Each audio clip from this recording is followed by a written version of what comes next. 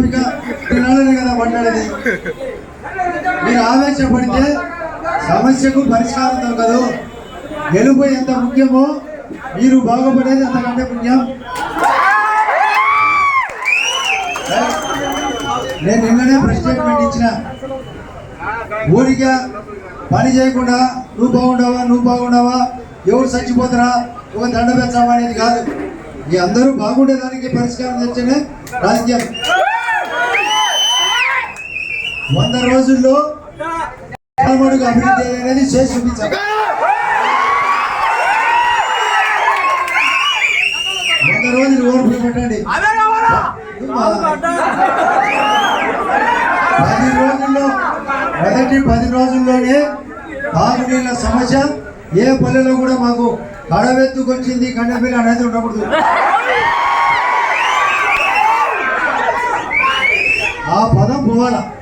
ఇది మాట్లాడినా ఇది మంచి మన ఇంట్లోకి నీళ్ళు రావాలా, అది రావాలా. కరెంటు సమస్య 2 ఉండకూడదు. 3వది ఆరోగ్య సమస్య, అన్ని హాస్పిటళ్ళు పరిగెత్తాయి. ముఖ్యమంత్రి గారి సహాయ నిధి ప్రతి ఒక్కరికి దగ్గరగా చేస్తారు. ఓట్లు గుంతలు పుడుస్తాం, 3 రోజుల కల్లా ఇల్లు కట్టిస్తాం. రేషన్ కార్డు చేస్తాం. కొత్త సమస్య గండికోట టూరిజం, రాజోలి నిర్మాణం, ఆ గండికోట డబ్బు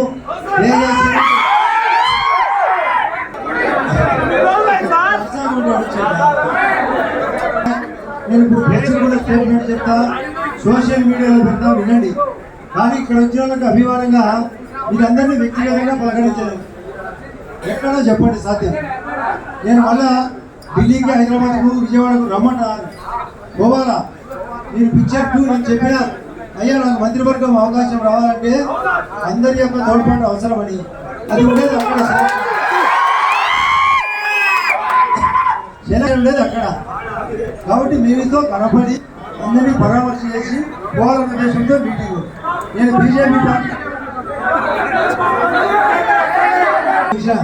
టీడీపీ తోడ్పాడింది కాబట్టి అక్కడికి పోతున్నా.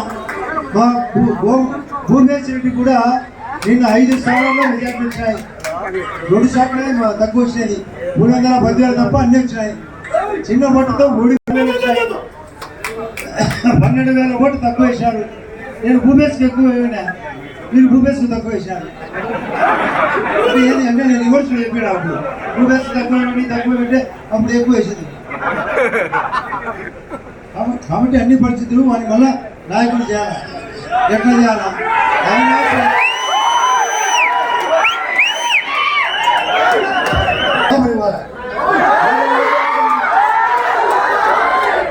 భూమేశ్ రెడ్డి బయటకు వచ్చాడు.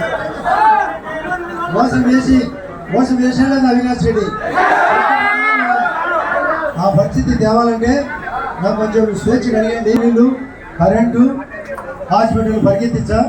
ఉత్తరు నేను చెప్పేవాడిన తెలంగాణలు మిస్ అయినాయి, కొందరికి బస్సు పెన్షన్లు మిస్ అయినాయి, ముఖ్యమంత్రి సాయనిధి ఎత్తిపోయింది. కాబట్టి ఇవన్నీ రావాలంటే నాకు ఒక 100 రోజుల్లోనే చేయకుంటే మీరే సొంగబడుకున్నాడు.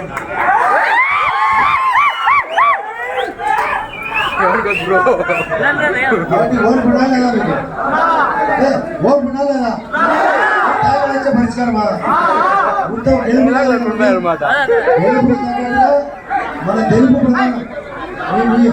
నేను ప్రధానం పని కావాలా ఊరిక బైక్ పట్టుకొని ఊగినప్పుడు కావాలా. నేను సుధీరెడ్డి బాధ్యత లేదు. నేను ప్రధానికి పరిగెత్తాను. ఎక్కడ ఏం చేయాలో తెలుసు.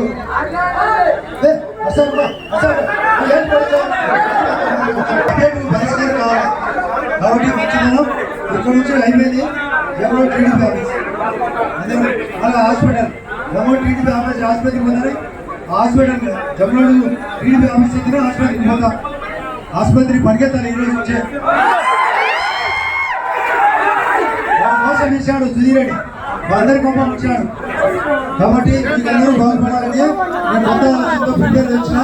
రాత్రి కలెక్టర్ చెప్పిన, రాత్రి ఎస్పీ చెప్పిన, ఎక్కడ రాకుండా అంటే దయచేసి రాలేదు.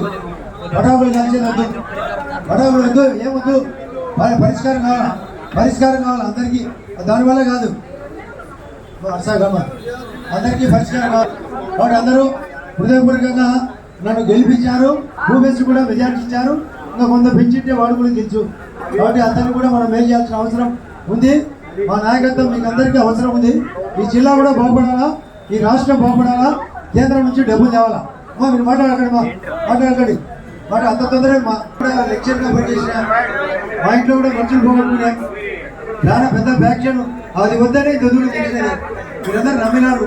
అదే ముస్లిం వార్డు అందరికి నేను ముస్లిం సోదరులకు, క్రిస్టియన్ సోదరులకు, ఎస్సీ సోదరులకు చెప్తున్నా, అక్కడే ఒక మెజార్టీ వచ్చింది. వాళ్ళ రైతులు నష్టపోయినారు, వాళ్ళు ఎక్కువ మెజార్టీ ఇచ్చినారు. వాళ్ళు ఇష్టం వచ్చాడు పాస్బుక్లకు. ఇప్పుడే పొద్దున్నే జవహర్ రెడ్డి గారు లైన్లోకి వచ్చారు, చీఫ్ సెక్రటరీ చెప్పిన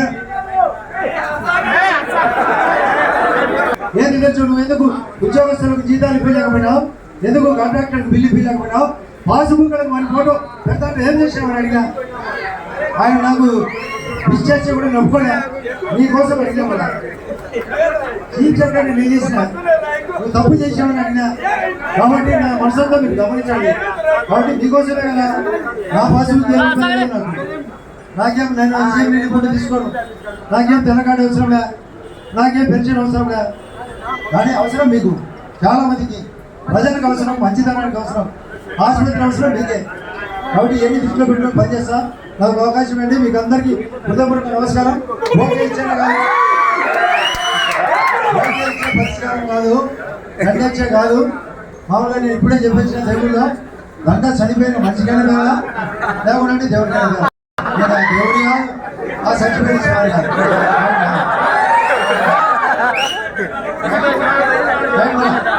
ఏదైనా ఆలోచన ఉండే కదా మంచి పోకూడని. కాబట్టి అందరికీ తగ్గట్టుగా మీరందరూ బాగుండాలని కోరుకుంటూ అందరం తెలుగుదేశం ఆఫీస్ తర్వాత నేను ఆసుపత్రి వెళ్ళిపోతా. మళ్ళీ పరిగెత్త విజయవాడ నేను మళ్ళీ అవసరమైతే ఢిల్లీ పోవాలి. అందరికీ నమస్కారం.